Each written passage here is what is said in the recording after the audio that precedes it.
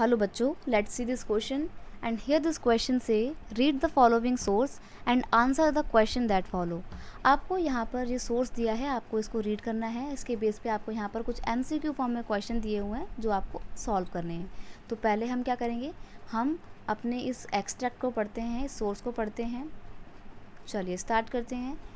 Industrialisation brought the man women and children to the factory work. यानी कि industrialisation जैसे ही शुरू होता है, बहुत सारे मैन वुमेन चिल्ड्रन कहाँ पे आ जाते हैं, फैक्ट्रीज़ में आ जाते हैं काम की तलाश में। तो जब वो काम कर रहे थे उनके working hours were very long and wages were very poor. उनसे काम तो बहुत लंबे समय तक करवाते थे, लेकिन उनको जो पैसे देते थे बदले में, वेजेस उनको प्रोवाइड किए जाते थे, वो बहुत ही कम होते थे।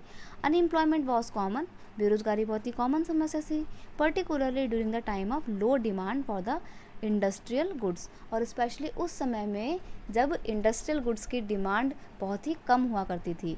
Housing and sanitation were problem since the town were growing rapidly. देखो, हाउसिंग और सैनिटेशन जो है वो बहुत बड़ी प्रॉब्लम हुआ करती थी। क्यों? क्योंकि देखो, अभी मैंने आपको बताया ना कि मैन वुमेन और चिल्ड्रन काम की तलाश में फैक्ट्री में काम करने के लिए आते थे। अब फैक्ट्री तो शहरों में होती थी, तो जब सभी लोग गांव से शहरों में आएंगे तो क्या होगा, शहरों की पॉपुलेशन बहुत तेज़ी से बढ़ जाएगी। और यही हो रहा था, जो भी शहर थे उनकी पॉपुलेशन बहुत तेज़ी से बढ़ती जा रही थी और इस वजह से अर्बन स्लम जो है वो शहरों में आ रहे थे।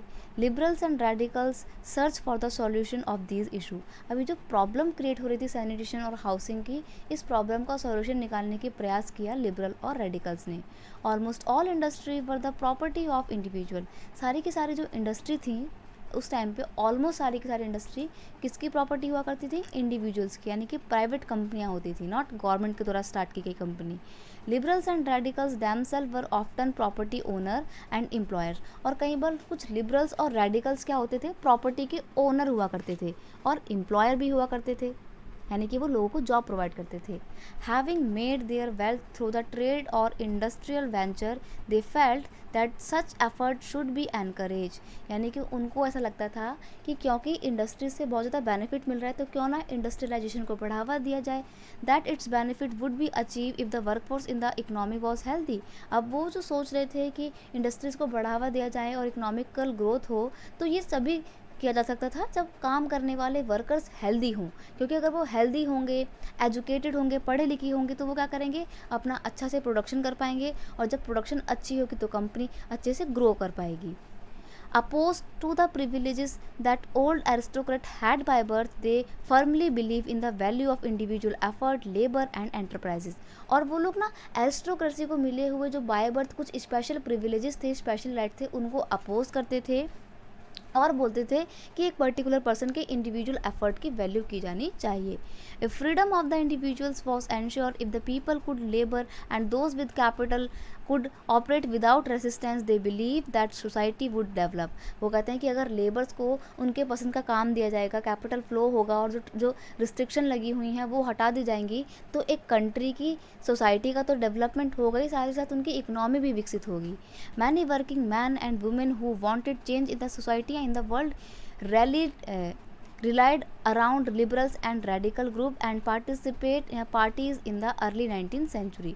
तो जैसे जैसे ये लिबरल्स और रेडिकल्स की आइडियोलॉजी बढ़ती है, लोगों को पता लगता है कि सरकार उनके लिए ठीक से काम नहीं कर रही है, तो वो लोग रेडिकल्स और लिबरल्स के ग्रुप को ज्वाइन कर लेते हैं और इनके उस मूवमेंट को, या कह सकते हो कि उनके द्वारा जो उठाई जा रही थी आवाज़ें लिबरल्स और रेडिकल्स के द्वारा, उसको सपोर्ट कर रहे थे ये वर्किंग मैन और फीमेल।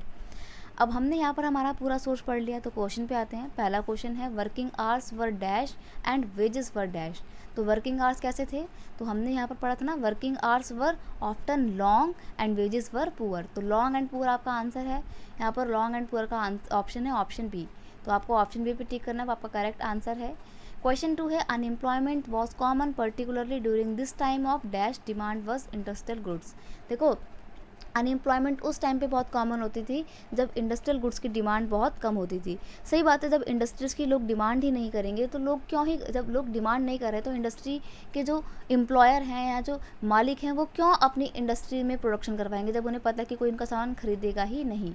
तो जब लो प्रोडक्शन होती थी और जब कंपनी का सामान नहीं बिकता था तो क्या किया जाता था, जो वर्कर हुआ करते थे उनको उनकी पोस्ट से हटा दिया जाता था, उनको कोई नौकरी नहीं मिलती थी, तो अनएम्प्लॉयमेंट कॉमन हो गया था उस टाइम पे।